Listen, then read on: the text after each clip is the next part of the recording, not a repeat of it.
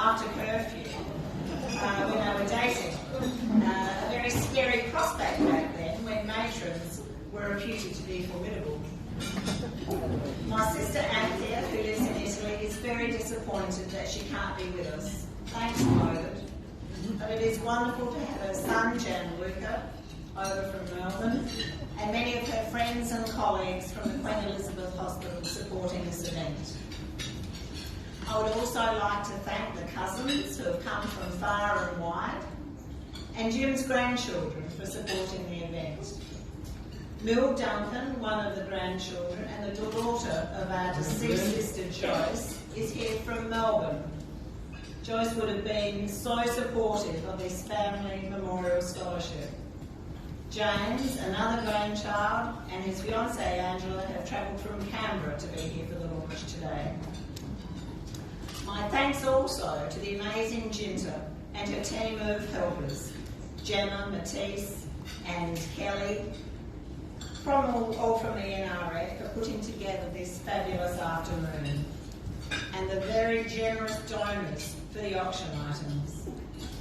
Last but not least, my friend Penelope for her editing expertise.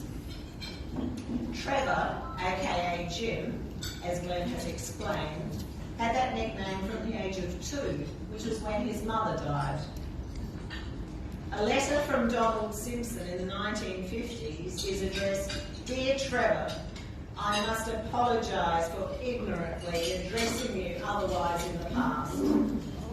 We don't know what Dad's reply was, but all the subsequent letters were still addressed, "Dear Jim." Ken Cleasy, Dad's first neurosurgical registrar on his return to Adelaide from training at Guy's Hospital as Adelaide's first trained neurosurgeon, described Dad as a boyish-looking dynamo. During his time away, with a young family to support and studying, he applied for many scholarships and grants. Sir Leonard Lindham, an early Adelaide neurosurgeon, was most supportive of his studies, and he realised that some of the difficulties associated with remaining overseas were financial, and he personally lent my father £150, which was no small amount in those days. He advised Dad that it would benefit him if he stayed overseas longer to see something of other clinics, especially in Sweden, where Dad subsequently spent some time. Peter Verco, who had travelled over to London before Dad, wrote to him saying, "It is no use you coming back until you can tackle anything and everything in the neurosurgical line with competence and confidence." One of the grants that he received was an Australian studying grant for £60. Although the receipt indicates that because he received £9.90 before he left Australia, he was only entitled to £50.10 when he was in the UK. I think it was financially tough back then, and Dad recognised this.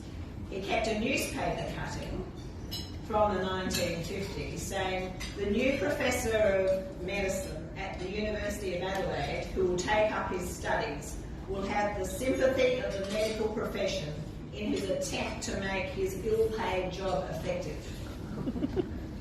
Anthea and I hope that in some small way this scholarship will assist young neurosurgeons to advance their skills by collaborating with other experts and travelling to visit other inspiring neurosurgeons.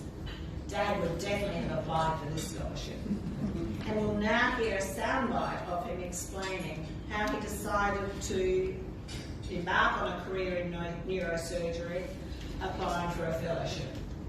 Thank you.